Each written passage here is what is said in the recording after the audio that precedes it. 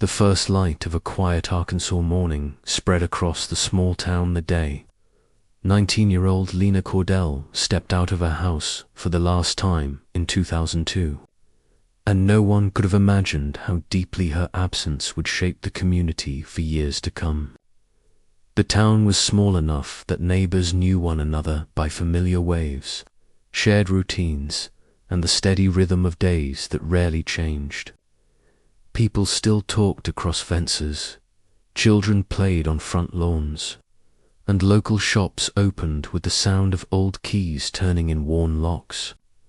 Life moved gently in this place, and Lena, with her warm voice and calm steps, had always seemed to fit into it like sunlight threading through window blinds. She wasn't someone loud or attentive. She was someone people remembered because she listened well, smiled softly, and made ordinary moments feel steady and warm.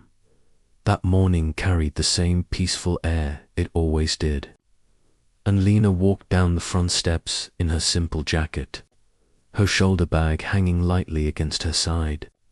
She worked part-time at a small craft store near the center of town, a spot she loved because she enjoyed handmade things and the slow conversations with older customers who often came in for supplies. She had dreams of studying design someday, not in a place far from home, but somewhere close enough to visit her parents on weekends. She had talked about those plans just the night before, sitting at the kitchen table with a warm cup of tea, outlining small goals she wanted to build on. No one knew that this conversation, casual and hopeful, would be one of their last with her. The sun was still low when she reached the corner of her street, and a neighbor tending garden plants waved to her. She waved back, gentle and cheerful as always, and then continued toward the bus stop. Witnesses remembered her calm steps, her light presence, and the soft way she greeted people she passed. Her route was predictable, and that predictability later became an important part of the early investigation. Everything about her morning appeared ordinary, and yet, by midday, when she didn't show up at the shop where she worked, the first concern quietly began to grow. Her manager called the house, expecting maybe a simple delay, maybe a missed ride. But the call quickly unsettled her family. They knew Lena's habits. She wasn't someone who disappeared for hours without explanation. She didn't ignore calls or forget responsibilities. She wasn't someone who drifted away from commitments. When the afternoon passed without word, her parents drove the path she walked every morning, scanning the sidewalks, bus stops, and storefronts with rising dread. The familiar streets felt unchanged, but something invisible had shifted, leaving behind an uneasy stillness that neither of them could shake. By evening, when no message arrived and no one else had seen her, the family contacted authorities. Officers arrived gently, aware of the panic building in the house. They asked questions about what she wore, who she planned to see, whether she mentioned anything unusual. Her parents repeated every detail they could remember, clinging to the hope that something small might help. Officers then retraced her route, checking the bus stop, the open stretch of road, and the small patch of trees near the end of her street. Nothing appeared disturbed. Nothing suggested a struggle. Nothing offered direction. It was as though the path she walked every day had swallowed her without sound. The next morning, volunteers spread across the town in pairs. They searched fields, shallow ditches, wooded patches, and abandoned structures that had once been part of old farms. People who barely knew one another walked shoulder to shoulder, calling her name through the cold air. Her childhood friends pinned flyers to shop windows and telephone poles, their hands trembling with worry. Teachers from her old school came to help. Clerks from local stores handed out water to searchers. It was the kind of community that gathered quickly when something went wrong, and for a moment, it felt as though every person living there had joined the effort. But as hours slipped by, leads grew thin. Officers interviewed people who lived along her route. They talked to a driver who passed her street that morning. They questioned teenagers hanging near the park. Some thought they had seen someone walking behind her at a distance, but no one could provide details clear enough to build on. A store owner recalled seeing her reflection in the glass when she passed, but remembered nothing else. A local resident believed they saw a vehicle slow near her, but the memory blurred under pressure. The investigation remained careful and steady, yet nothing seemed to push it forward. By the end of the third day, the soft concern that had filled the town transformed into a quiet, heavy fear. People began checking their own routines, locking doors earlier than usual, watching unfamiliar cars more closely. The disappearance didn't just unsettle the Cordell family, it unsettled everyone. Lena was someone people trusted. Her vanishing felt impossible, unnatural, and chillingly sudden. Officers expanded the search radius, but every hour without answers stretched the distance between what they hoped and what they feared. As days turned into weeks, new efforts were made using every tool available at the time. Search dogs were brought in to follow her path, moving through fields with handlers who understood the seriousness of the situation. Flyers reached towns beyond the county. Local radio stations broadcast updates, urging people to report anything unusual. Officers checked highway cameras where they existed, though in a small region like theirs, coverage was limited. Every measure reflected dedication, yet none brought resolution. Leads rose and fell like weak sparks, appearing briefly before fading into uncertainty. Then winter settled into Arkansas.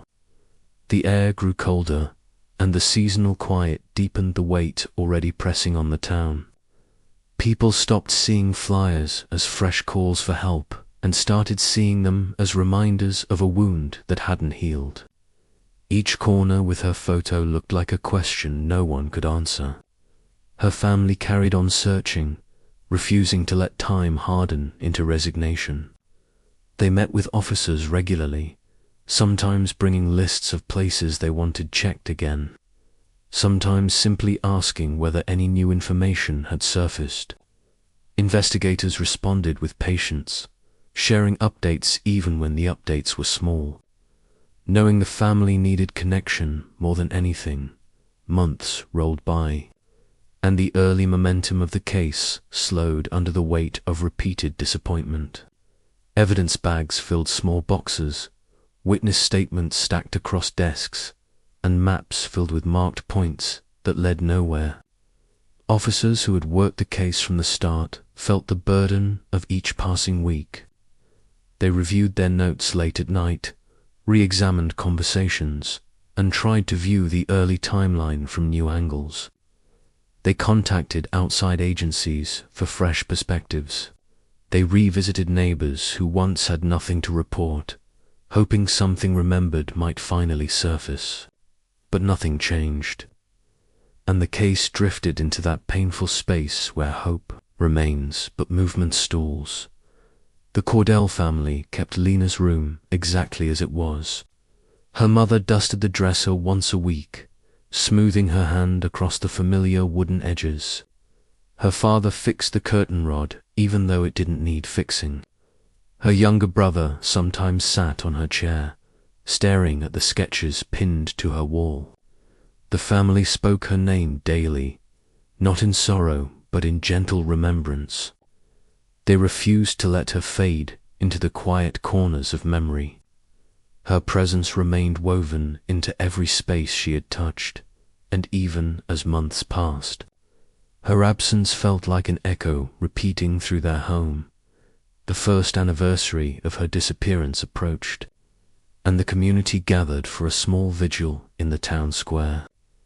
Candles lined the walkway, each flame flickering against the cool wind. People stood together, sharing soft words about how they missed her, how they still carried hope, how they wished for even one small answer that might break the silence. Her family thanked everyone with steady voices, expressing gratitude for the kindness shown throughout the year. It was a moment of unity, but beneath it lay an unspoken truth. No one had expected a year to pass without answers. When police eventually marked the case inactive, it wasn't due to lack of effort. It was because every lead had been explored, every resource used, and every possible direction exhausted.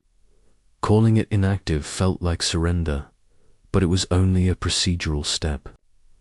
Officers made clear they would return to the file the moment something new surfaced. And so the case entered that long, aching stage where nothing changed on the outside. But hope continued quietly inside the hearts of those who cared for her.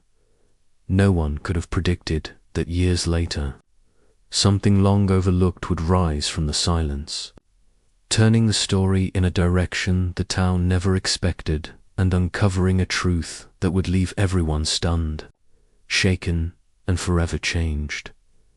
The years that followed felt strangely uneven for the people of the town, as if time moved normally for everything except the empty space left behind by Lena Cordell. Her disappearance had settled into the town's memory like a faint shadow stretching across seasons, too quiet to disrupt daily life yet too present to ignore. Her family stayed involved with every update the police offered, though the updates grew fewer as the years advanced. Officers remained respectful, careful not to give false hope, but they also reminded the family that cases sometimes shifted when no one expected them to. For the Cordell family, even a small sentence like that was enough to keep their hearts steady. Her mother kept writing letters to her every few months, placing them in a small box under the bed. They weren't letters filled with sadness or fear. They were simple notes about what the family had been doing, reminders of love, small stories about neighbors or distant relatives. She wrote them as if Lena were simply away and would soon return to read them. Her father repaired things around the house, even objects that didn't require fixing, because working with his hands helped him manage the weight of silence. Her younger brother grew older, graduated, and began to build a life of his own, yet he never let a year pass without stopping by the old sheriff's office to ask if anything new had surfaced. The investigation, though marked inactive, was never forgotten by the officers who had been there from the very first day. One of them, Detective Calvin Rourke, often returned to the file whenever he had spare time. He wasn't assigned to it anymore, but it stayed on a shelf close to his desk so he could reach it easily. He would read through old statements, map the search areas again, and compare the timeline to notes he had written in the margins years earlier. He didn't tell many people about this habit, but those who knew him understood that some cases settled deep into the heart of an investigator and never left completely. Life in the town changed gradually, the way small communities always do. New families arrived. Some longtime residents moved away. Shops changed owners. Children who once played near Lena Street grew into adults who carried small memories of that time like faint impressions. But the people who had searched for her, those who had joined hands with her family in the early days, never forgot the story that had shaped the town for months. They remembered the sound of her name being called through fields, the feeling of walking in lines, searching for anything that might help, and the strange mixture of hope and fear that had filled the air. A decade slipped by quietly. The town shifted, yet her absence remained an open space that refused to close. Then, in the 11th year, something unexpected happened, something small at first, almost invisible, but powerful enough to break the stillness that had surrounded her case for so long. A box of old evidence from an unrelated matter needed to be relocated during a storage reorganization. And while a clerk moved files from one shelf to another, a binder slipped open, revealing a stack of documents from different cases. One of those stacks contained a small evidence envelope with a partially smudged label. The clerk, confused by the misplacement, checked the number, realized it belonged to the Cordell case from 2002, and carried it straight to the new department, handling cold files the envelope contained. A few small items collected from her path in the early search objects recorded carefully, but never linked to any firm conclusion. Among them was a fabric fiber taken from a bush near the edge of a gravel turnoff. At the time, the fiber had seemed unremarkable, something that could have come from any passing jacket or blanket. But as procedures improved over the years, even small pieces of material had become more useful in establishing connections.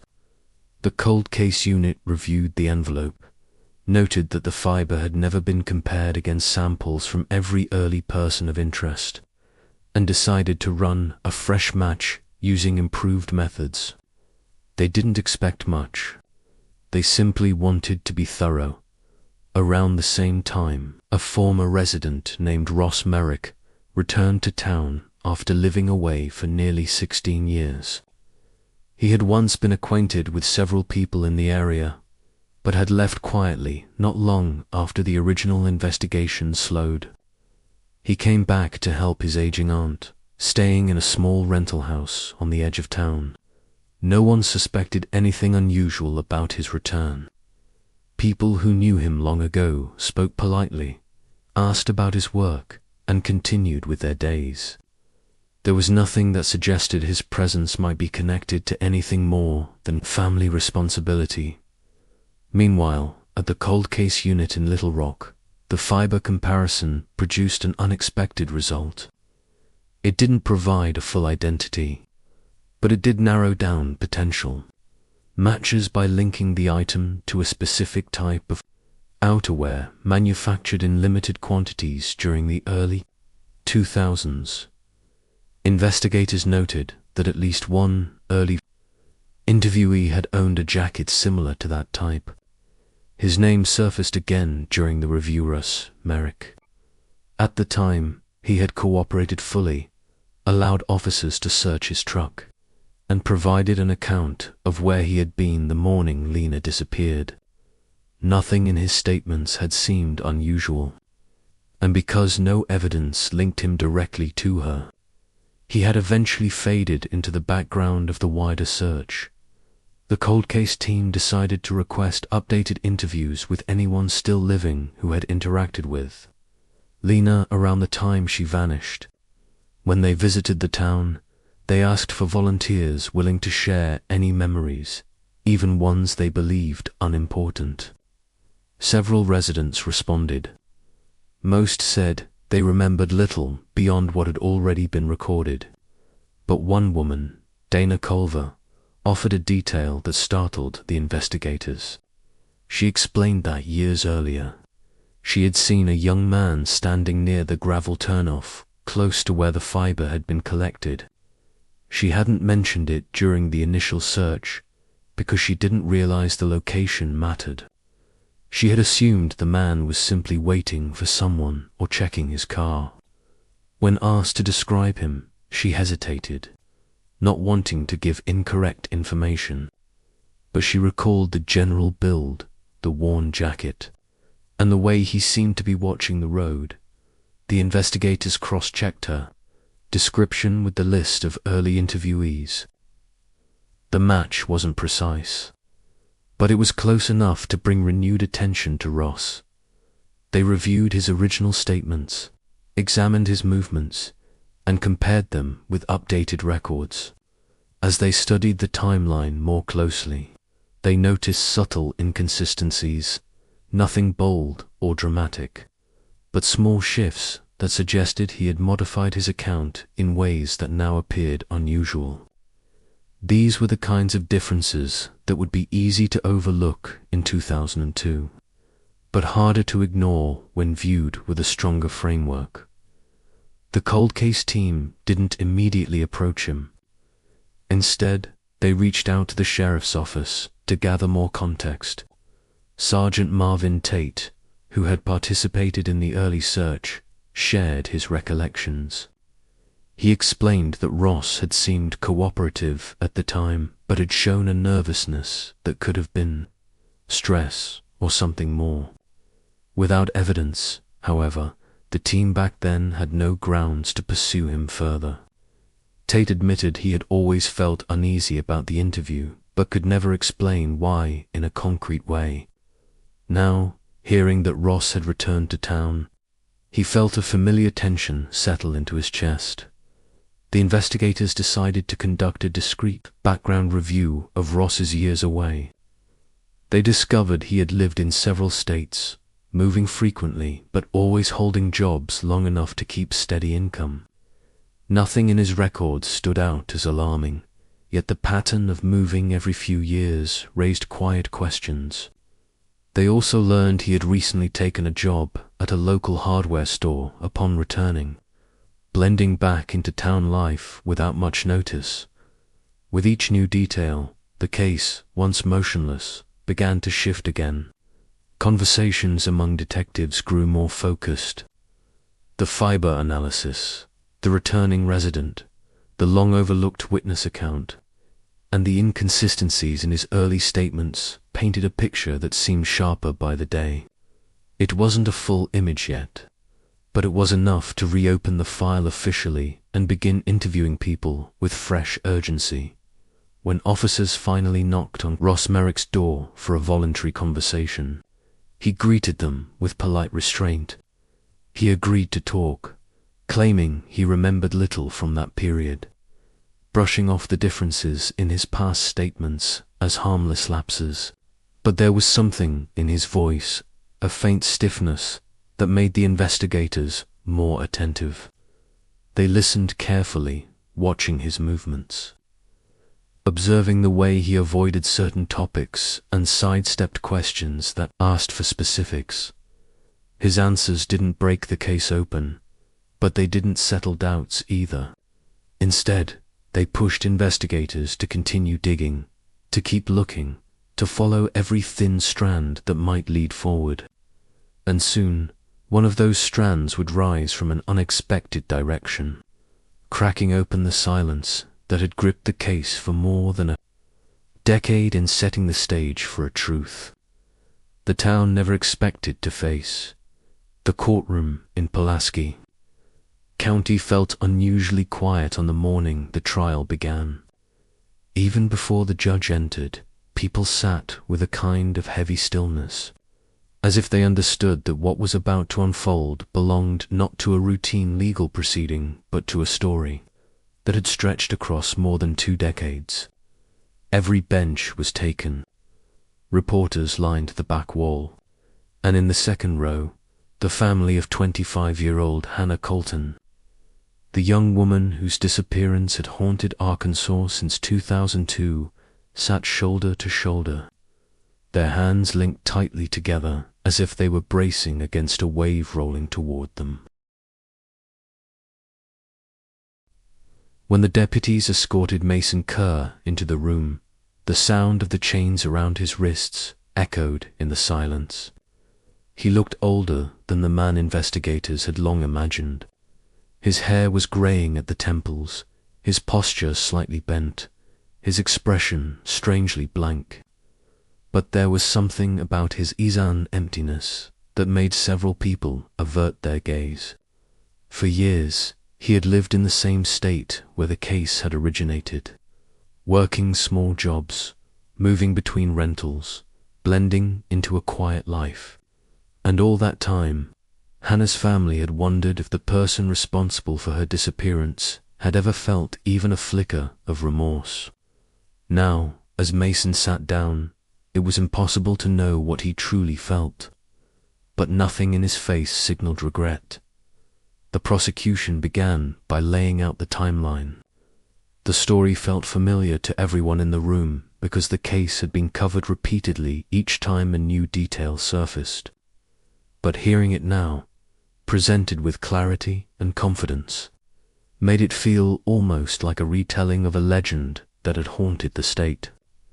The prosecutor described how Hannah had been driving home from a late shift at a local diner in April 2002.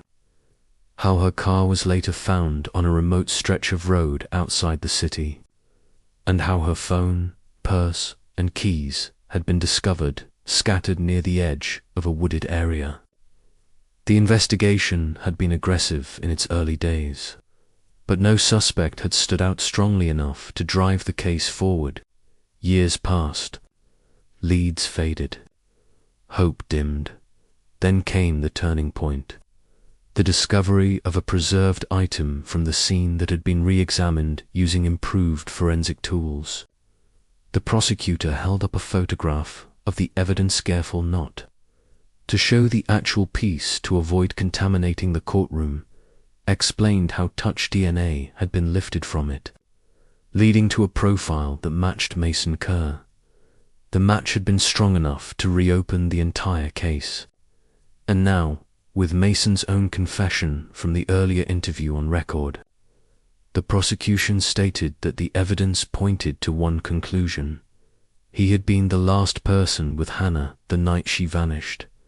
When the defense stood to respond, their tone was calm but careful. They argued that Mason's confession had been made under emotional strain, that his mental state had been unstable, and that he had been overwhelmed by the weight of the moment. They suggested he had exaggerated his involvement, mixing guilt, fear, and memories that might not have been accurate.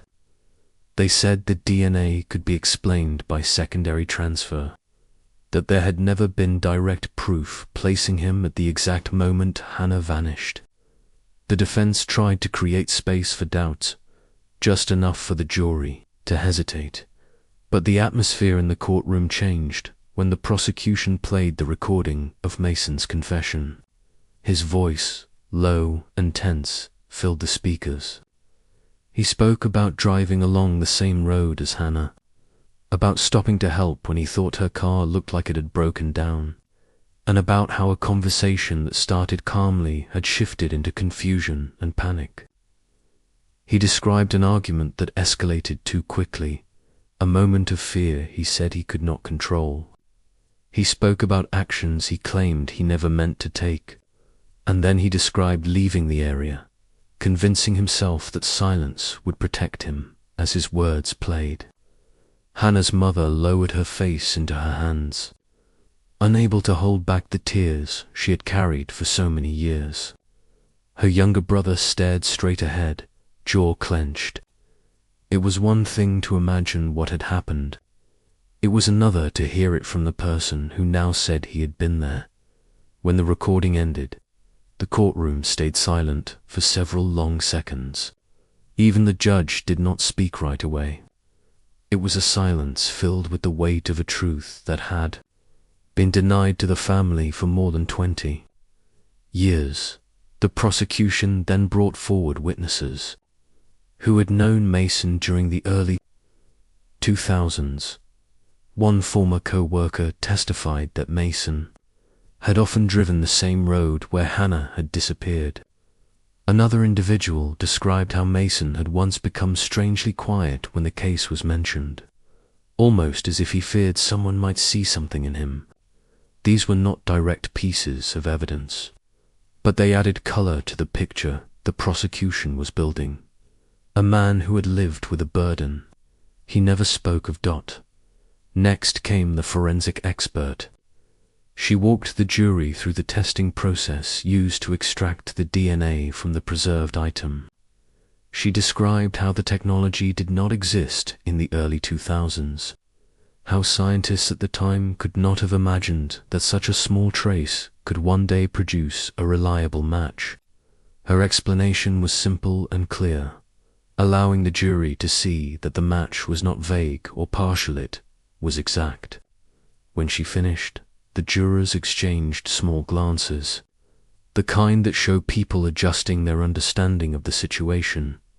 The defense tried to challenge the science, suggesting contamination may have occurred, but the expert responded calmly, explaining the safeguards used from start to finish. Her confidence was steady, and her answers were direct. It was clear she understood both the science and the responsibility of presenting it. On the third day of the trial, the most emotional moment arrived. The court allowed Hannah's sister, who had been a teenager in 2002, to speak. She described the way her family had changed after Hannah disappeared, the empty chair at every holiday, the birthdays spent imagining what Hannah's life might have looked like, the countless nights when their mother stayed awake until dawn. She spoke about the feeling of living in a house where hope and grief were always fighting for space. Her voice trembled at times, but she never broke down completely. She had carried these feelings for too long to let them overwhelm her now. When she stepped down, many people in the courtroom wiped their eyes. Even one of the deputies standing near the front seemed affected. The defense, realizing the emotional weight working against them, kept their own witness list small. They brought a psychologist who tried to explain why Mason might have confessed to something he did not fully do. But the jury seemed unconvinced. The prosecution countered by replaying key parts of the confession where Mason described details that had never been made public. It was one of the strongest blows to the defense's argument. By the time closing statements arrived, the tension in the room felt almost physical. The prosecutor reminded the jury that justice delayed was not justice denied, and that the truth had survived long enough to reach this moment. The defense asked the jury to remember that doubt, even small doubt, mattered. They said the years between the crime and the discovery should give pause. The jury deliberated for nearly a full day. People waited outside the courthouse, watching the doors, listening for any sign that the decision had been reached. Reporters checked their equipment. Hannah's family stayed together in a room provided by the court, their emotions shifting between fear and hope. When the jury finally returned, the judge called for everyone to rise. The tension in the air sharpened. The four persons stood, holding the verdict slip with both hands. The judge asked, "Has the jury reached a unanimous verdict?" The four-person nodded. The courtroom fell silent on the charge connected to the disappearance and death of Hannah Colton. The jury found Mason Kerr guilty. A wave of emotion swept across the room. Hannah's mother let out a quiet cry, one that came from a place deeper than pain. Her sister held her tightly. Mason looked down, his jaw tight, his expression unchanged except for a small flicker of something, whether resignation or acceptance. No one could tell. The judge thanked the jury, set a sentencing date, and adjourned the court outside as the news spread across Arkansas. People spoke about the relief of finally knowing what had happened. For years, the case had been a reminder of unanswered questions and lingering uncertainty.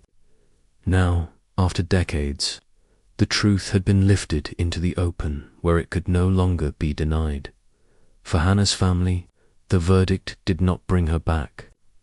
It did not erase the empty years, but it gave them an ending they would no longer wake wondering if the story might change.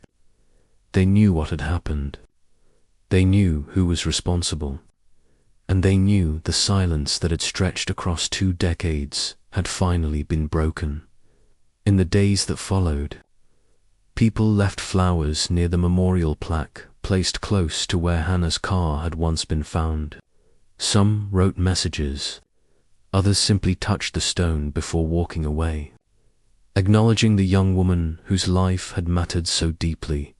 The case became part of Arkansas's history, a reminder of how long truth can take to surface and how determined investigators must be to keep searching even when leads run cold. And for the Colton family, life slowly began to move forward, not away from Hannah, but with her memory finally resting in a place where light could reach it.